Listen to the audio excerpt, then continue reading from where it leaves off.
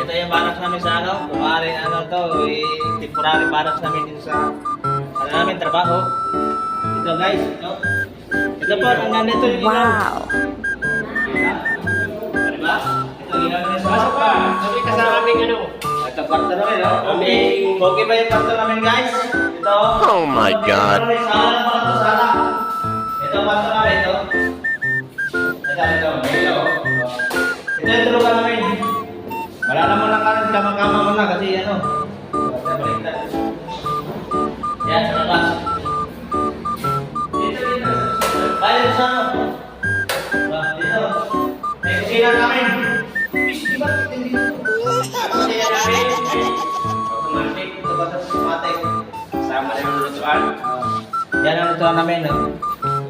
Dito, ano. Ito, ano namin yung blower. Matik yan. Patay.